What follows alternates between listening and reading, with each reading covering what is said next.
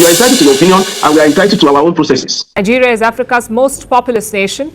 It used to be Africa's biggest economy as well, but it has now slipped to 4th place. This slide is often linked to President Bola Tinubu, his economic policies and his reputation for corruption. The issue of zero tolerance for corruption is an issue that we take very seriously. And it is for this same reason of transparency and accountability that Nigerians are saying, don't just give them numbers, mention the names and for what reason they have been dismissed. Because prior to dismissal, just a minute, Mr. Oyewale, prior to dismissal, we were told that there was a committee that sat on the offenses and confirmed that they did wrong before they were asked to go. This also isn't the first time the EFCC has dismissed officials for corruption.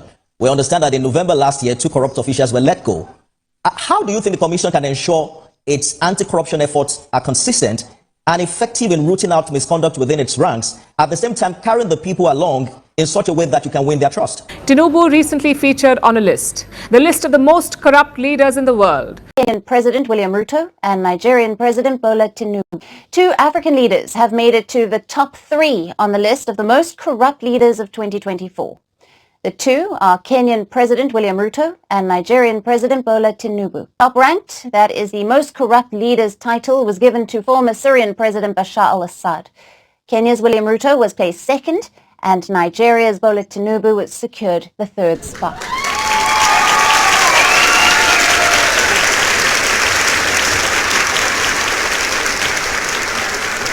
The winner was former Syrian President Bashar al-Assad. He was followed by Kenya's William Ruto. But Tinubu made the top 5. World leaders were ranked by the Organized Crime and Corruption Reporting Project, or the OCCRP. Now, the global network of investigative journalists that specializes in organized crime and corruption. Now, I must clarify here that these rankings were sourced from the public. There wasn't a scientific formula involved. It was about public perception, and Tinubu is perceived to be extremely corrupt. So is his government. There are a number of reasons for this. Let me show you some of the latest examples, starting with the government. Nigeria has an anti-corruption agency. It is called the EFCC, the Economic and Financial Crimes Commission. This is Nigeria's watchdog.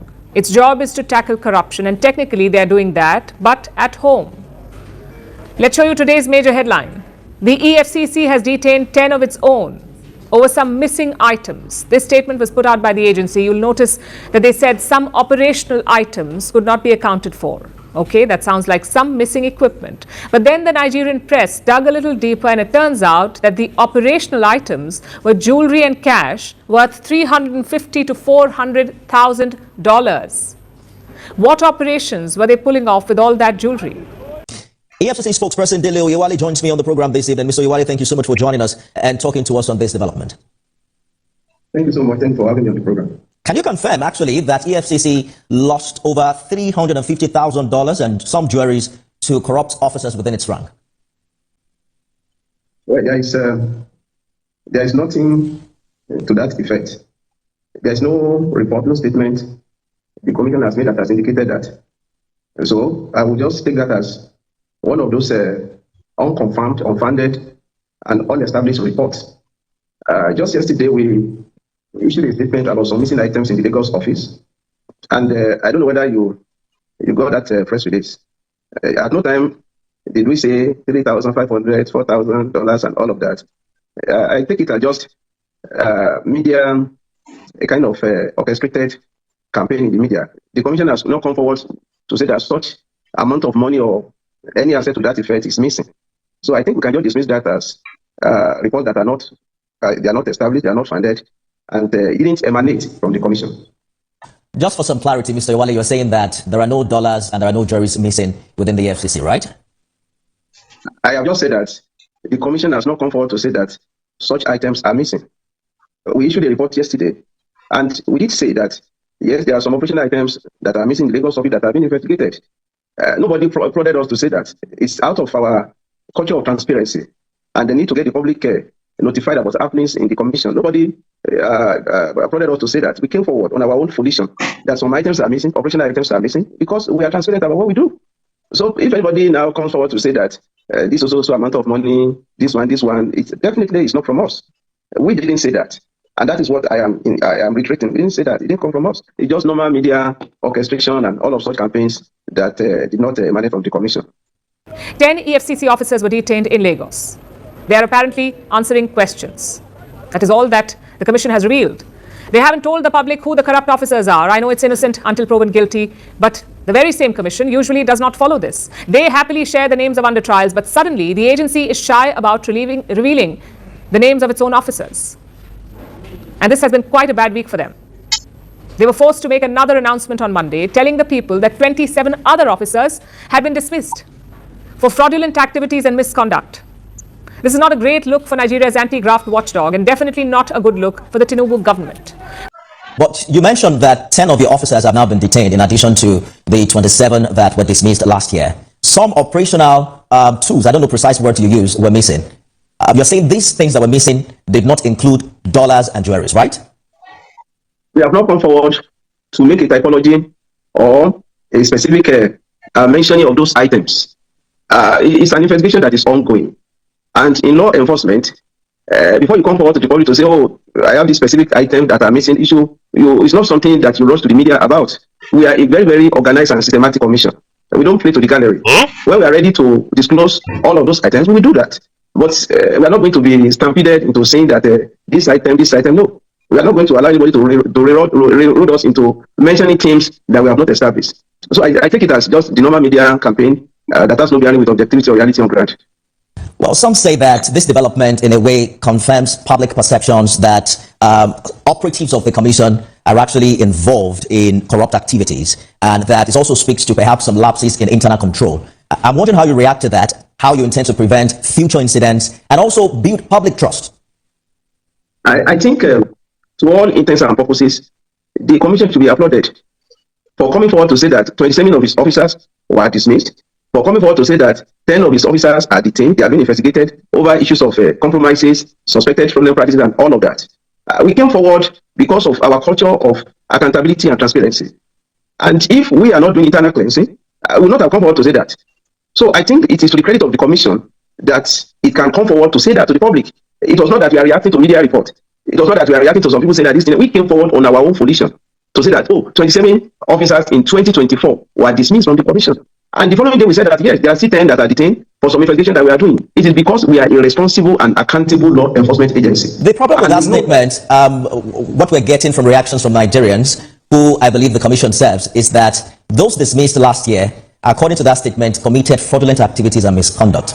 They said that's really vague. Why are you not? Why are you not naming them? Because that's usually what you do when you prosecute cases against corruption suspects. I'm sure that if you are conversant with the public service rules, as a commission, we have our processes, we have our procedures, we have our standard operating procedure. There are ways we do things. So if you look at even most of our media reports, it is not every suspect that is being investigated that is named. So well, the public may say that, oh, we want to know their identity, their names, their designation, and all of that. The public has a right to demand for that. And we also have a right to be faithful to our rules, our processes, and our procedures. I'm sure you know that when such things are done, the affected officers may want to go to court. There are a lot of things that are involved. So, but we have come forward to let the public know that there's a kind of internal cleansing that is going on. If that comes to equity, must come with clean hands. That's what we are saying. And our executive chairman, Mr. Ololukoede, is very, very assertive. He's very, very is serious about the issue of discipline and transparency. And you have seen it. You have seen it. So if a commission will come forward on its own to say that I have done this, it is because there is nothing that we are hiding. There is nothing that we are covering. We are open to the public. And we are saying that as far as the commission is concerned, in the same way that we are fighting corruption outside, we are also doing it internally, so that the public will know that we they say that it that lives in glass house is not true stone. So we know that the issue of zero tolerance for corruption is an issue that we take very seriously. And it is for this same reason of transparency and accountability that Nigerians are saying, don't just give them numbers, mention the names and for what reason they have been dismissed. Because prior to dismissal, just a minute, Mr. Oyewale, prior to dismissal, we were told that there was a committee that sat on the offenses and confirmed that they did wrong before they were asked to go. This also isn't the first time the EFCC has dismissed officials for corruption. We understand that in November last year, 2 corrupt officials were let go.